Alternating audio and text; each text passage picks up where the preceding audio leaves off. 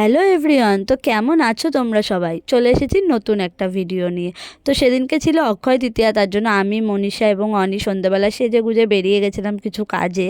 তো কাজে বলতে আমাদের কাজও ছিল, আবার একটু ঘুরতেও যেতে ইচ্ছা করছিলো, যেহেতু আমরা পয়লা বৈশাখের দিন ঘুরতে যাইনি তার জন্য। আর দেখো এখানে অক্ষয় তৃতীয়া বলে কি সুন্দর করে দোকানগুলো সাজিয়েছে না, খুব সুন্দর লাগছিলো দোকানগুলো সামনে থেকে দেখতে।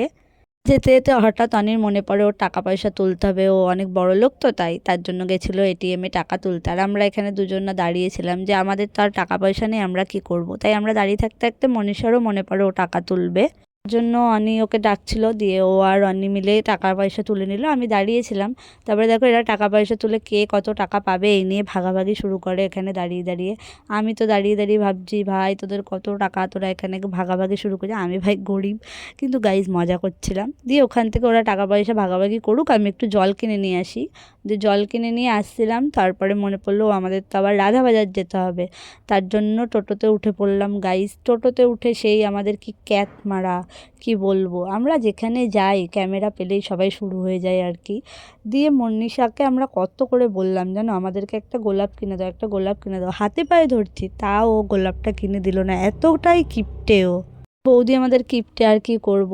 তার জন্য ওখানে বাজনার আওয়াজেই মনের দুঃখে নাচানাচি শুরু করলাম, মানে এখানে একটা বউ নিয়ে যাচ্ছিলো তার জন্য বাজনা বাজছিল, আর আমরা বাজনার আওয়াজ শুনলে নিজেকে কন্ট্রোল করতে পারি না, আর কি করব।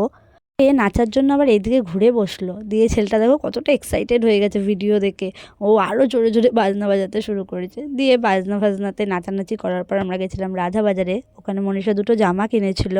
জামা দুটোর গায়ে সত্যিই খুব সুন্দর ছিল জামা দুটো। দিয়ে ওখান থেকে আমরা ভাবলাম যাই একটু বড়ালঘাটে চাটা খেয়ে তারপরে আরেকটা কাজ আছে সেখানে যাব।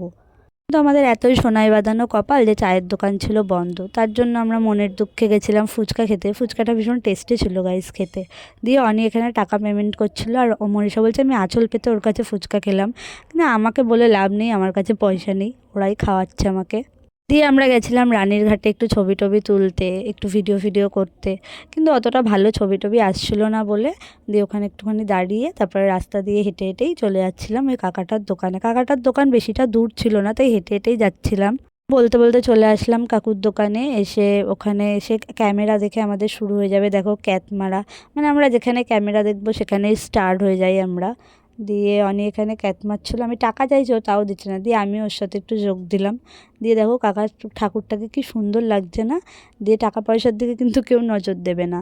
দিয়ে কাকুর কাছে টাকা দিয়ে আমরা মিষ্টি নিলাম, আর কাকু আমাদের একটা করে লজেন্স দিল। দিয়ে বাড়ি আসছিলাম, দিয়ে এই কাকুগুলো আবার বলছে আয় খিচুড়ি খেয়ে যা। আর খিচুড়ি দেখলে আমরা নিজেকে কন্ট্রোল করতে পারি না, খেয়ে দিয়ে বাড়ি চলে আসলাম, বাই।